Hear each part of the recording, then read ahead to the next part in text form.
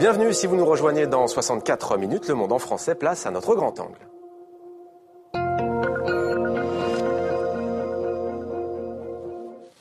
Ils en sont persuadés, un renouvellement de la classe politique est nécessaire. Ils se sont lancés dans l'arène politique sans l'appui des grands partis, mais avec quelques atouts. Que retirent-ils de cette expérience ? Est-il vraiment possible de changer la politique, la démocratie française, ou au contraire est-ce un vœu pieux ? Deux grands témoins ce soir dans votre 64 minutes. Denis Père, merci d'être avec nous. Bonsoir. Vous êtes le fondateur de Nous, Citoyens, baptisé ainsi d'ailleurs ce mouvement en réponse au fameux mois président de François Hollande lors de la campagne présidentielle. Vous êtes également le patron de Business Objects et Kiala.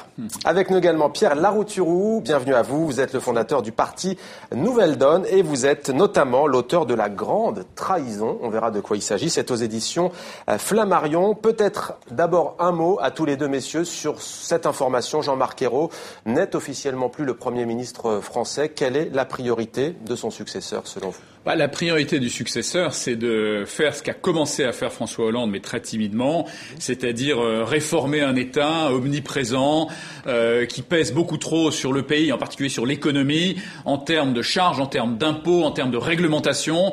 Aujourd'hui, tous ceux qui tirent la machine économique, que ce soit les PME, les TPE, les artisans, les commerçants, les professions libérales, n'en peuvent plus d'un État omniprésent qui les assomme de charges, d'impôts et de réglementation. Et donc ça dégénère et ça crée un taux de chômage qui est extrêmement élevé, un taux de précarité extrêmement élevé, sans précédent, qui ne cesse de progresser malgré toutes les mesures qu'on peut voir de traitement social du chômage. Le chômage a encore progressé de façon spectaculaire l'année dernière, 177 000 chômeurs de plus. Et donc il faut continuer dans cette voie, mais beaucoup plus fort, beaucoup plus assumé, en étant beaucoup plus pédagogue, ce que j'espère saura faire Manuel Valls. Maintenant, c'est compliqué, parce qu'ils n'ont pas de mandat politique pour ça. Donc réformer un pays de fond en comble, remettre à plat le pays sans mandat politique, ça va être très compliqué. Mais il faut essayer quand même, parce que c'est l'avenir du pays et de nos enfants qui est en jeu. Alors pour vous, Manuel Valls, c'est déjà Premier ministre. Rappelons qu'il n'y a encore aucune information officielle à ce sujet. C'est lui, Pierre Larouturou, même question, la priorité du nouveau gouvernement après ce remaniement qui sera très vraisemblablement annoncé ce soir par François Hollande. Quelle est-elle cette priorité ? La priorité, c'est de lutter contre le chômage, c'est d'améliorer le pouvoir d'achat des gens. On n'en a pas parlé la semaine dernière, mais le chiffre de l'INSEE qui est sorti est très inquiétant. Ça fait 4 mois que la consommation de biens alimentaires, d'alimentation recule en France. Ça fait la croissance est à 0,0, c'est pareil en Allemagne, 0,0 de croissance du PIB par tête, et la consommation alimentaire recule depuis 4 mois. Ça veut dire qu'il y a des millions de gens en France qui doivent faire des économies sur la nourriture, c'est-à-dire le niveau de pauvreté et de précarité. Et donc, ça veut dire une vraie politique du logement pour faire baisser les loyers, ça veut dire une vraie politique de lutte contre la précarité. Il y a des pays où il y a 4 fois moins de chômage que chez nous, ou 4 fois moins de petits boulots. Donc, il n'y a aucune fatalité, mais c'est une question de volonté politique. Et depuis 2 ans, depuis 10 ans, depuis 15 ans, on n'a pas cette volonté politique, ni sur le logement, ni sur la lutte contre le chômage. Alors vous êtes lancé en politique, vous avez été au Parti Socialiste, vous avez été à Europe Écologie Les Verts. Pourquoi est-ce qu'aujourd'hui vous avez fondé ce parti politique, ce mouvement ? On a créé Nouvelle Donne il y a 4 mois avec Christiane Hessel, la femme de Stéphane Hessel, avec Patrick Pelloux, avec Bruno Gassiot. On n'était que 15 au début, on est bientôt 7000, on est 7000 adhérents, 70 groupes locaux. Et on voit qu'on en a marre, on est des millions à se sentir trahis. On a voté pour François Hollande, on pensait qu'il allait vraiment faire une séparation des banques, on pensait qu'il allait remettre les banques à leur place. On a besoin de banques, mais pas pour spéculer. On pensait qu'il allait financer les PME, prendre le taureau par les cornes sur les questions de chômage, changer l'Europe. Thatcher avait pris 3 ans pour changer l'Europe, on pensait qu'Hollande allait faire le mouvement contraire. Et depuis 2 ans, on voit qu'ils ont abdiqué dans tous les domaines. Et par contre, on est persuadé qu'il y a des solutions. On a travaillé ensemble pendant 2 ans. On est persuadé qu'il y a des solutions pour sortir de la crise. Elles sont sur le site nouvelledonne.fr. Et donc, on a envie aux Européennes de dire le 25 mai, vous pouvez reprendre la main. Il n'y a aucune fatalité. Vous pouvez vous sentir trahi, être en colère, mais il y a des solutions. Le 25 mai, on peut voter pour Alors vous étiez déjà dans la politique. Vous, ce n'était pas le cas puisque vous êtes un entrepreneur. Qu'est-ce qui vous a poussé à franchir le pas avec Nous, Citoyens ? Ce qui m'a poussé à franchir le pas, c'est que je rencontrais des Français complètement désabusés par rapport à la politique, qui se disaient orphelins en politique. Et je voyais monter le Front National déjà il y a plusieurs mois. Quand on a lancé le mouvement au mois d'octobre avec une centaine de citoyens, les gens me disaient ceux-là au moins on les a pas essayés. Et je voulais surtout pas voir ça se produire. J'ai voulu créer une troisième voie, crédible, réaliste, crédible au plan des valeurs, dans la droite ligne d'une tradition française. On se veut humaniste, républicain, européen. On veut réconcilier solidarité et prospérité avec un projet économique raisonnable, qui n'est pas un Tchernobyl économique ou réinventer l'Albanie comme veulent le faire les partis populistes. Et donc on a commencé à faire des propositions sur tout un tas de sujets qui concernent directement les Français et qui sont consultables aussi sur notre site internet www.nouscitoyens.fr.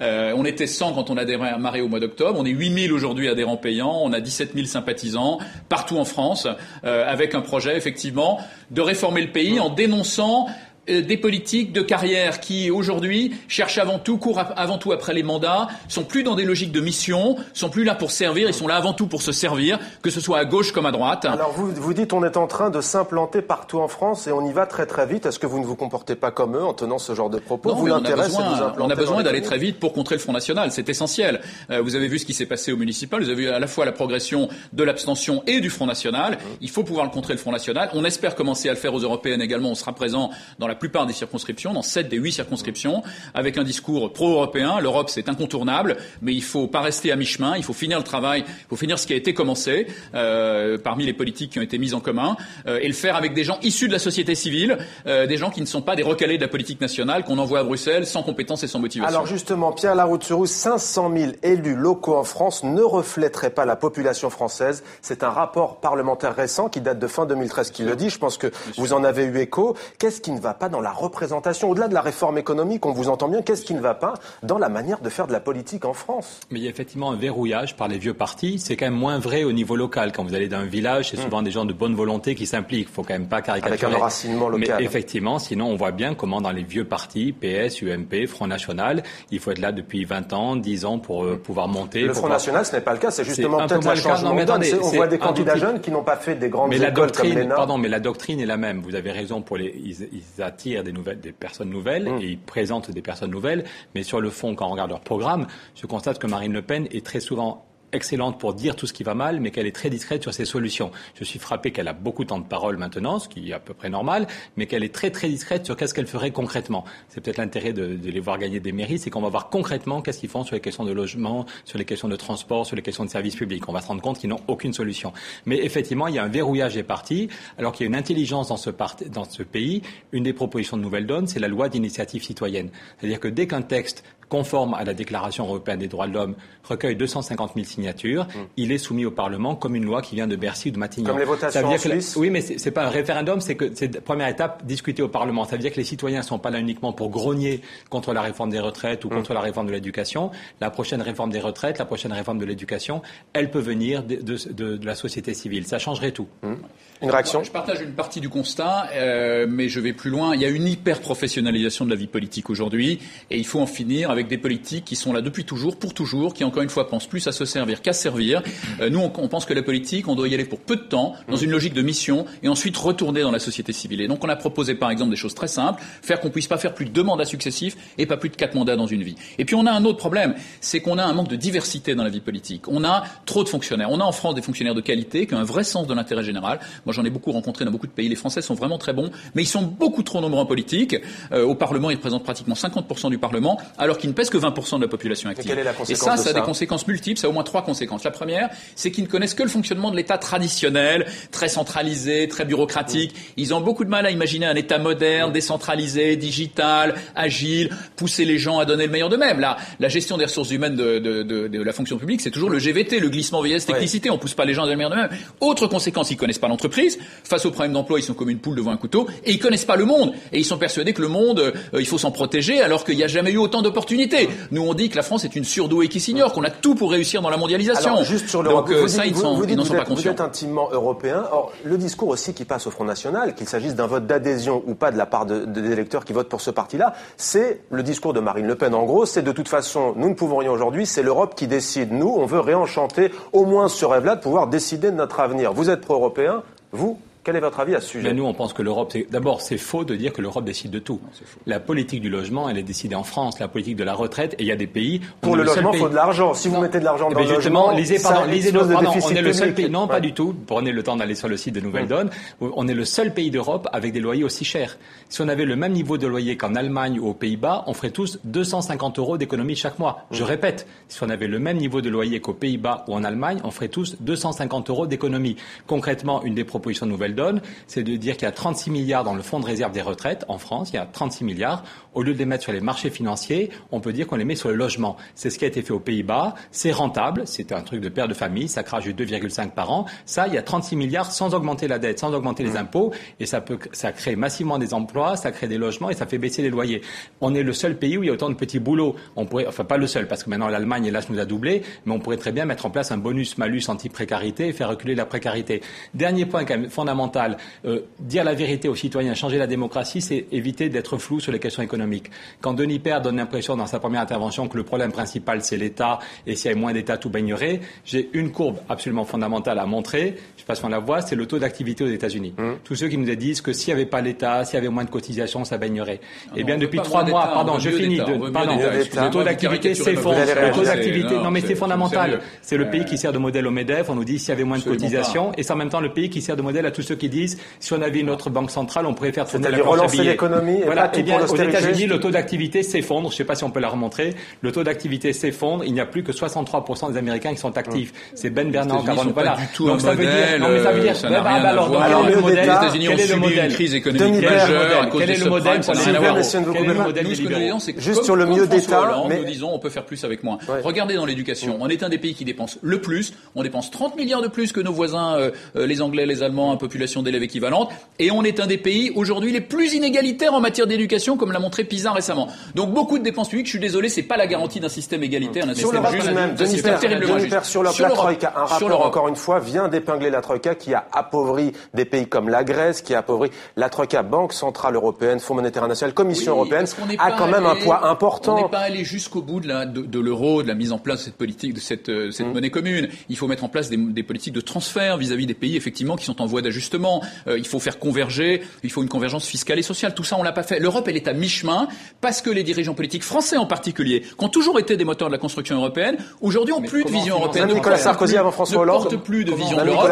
Et parce qu'on envoie à Bruxelles, les recalés de la politique nationale, qui n'ont aucune motivation sur les sujets européens et qui n'ont aucune compétence et qui vont en général chercher un mandat alimentaire, qui sont dans des logiques de politique de carrière. Pas tous, mais beaucoup d'entre eux. Je ne veux pas citer de nom parce que c'est pas mon genre, mais vous voyez très bien de qui je veux parler. Et donc aujourd'hui, il faut relancer, aller simplement pas plus d'Europe, mais simplement finir ce qui a été commencé sur les politiques qui ont été mises en commun. Par exemple, en matière d'immigration illégale, aujourd'hui, l'entité qui est chargée, l'agence qui est chargée de ces sujets, qui s'appelle Frontex, a pas les moyens de faire son travail. Et donc il y a des gens qui se noient en Méditerranée. C'est quand même le thème aussi. On vous voit très passionné en tous les cas. Une question sur les difficultés que vous rencontrez. Quelle différence quand on a été au Parti socialiste, l'un des principaux partis en France, malgré cette défaite, quand on a été à Europe Écologie Les Verts, le parti aussi qui perce en ce moment, quand on se retrouve dans un parti comme le vôtre, quelles sont les difficultés? Écoutez, les difficultés, c'est qu'on a moins d'accès à la télévision, mais les bonnes nouvelles, c'est qu'il y a 2 fois plus de monde dans toutes nos réunions publiques. L'autre jour, on était à Besançon, il y avait plus de 500 personnes pour le débat, alors que Moscovici en avait eu 250. On a fait un meeting à Paris, on était plus de 650 dans la salle, c'est Mediapart qui l'a dit, alors que 3 jours plus tard, Cécile Duflot et Pascal Canfin en avaient 2 fois moins. Donc je crois qu'il y a une attente chez les citoyens, il y a une colère qui monte, il y a une attente de solutions concrètes. Et l'intérêt de Nouvelle Donne, c'est qu'on apporte des solutions concrètes, on a une analyse globale, je crois, et on montre au niveau du pays comme au niveau de l'Europe, qu'est-ce qu'on peut changer, avec quel calendrier, avec quels moyens. Rapidement, Denis Père, vous, même question, vous citoyens, quelles difficultés rencontrez-vous? De la même manière, on suscite énormément d'intérêt de la part de beaucoup de gens. Moi, je suis un chef d'entreprise. Les Français aujourd'hui font confiance aux chefs d'entreprise issus du monde des PME.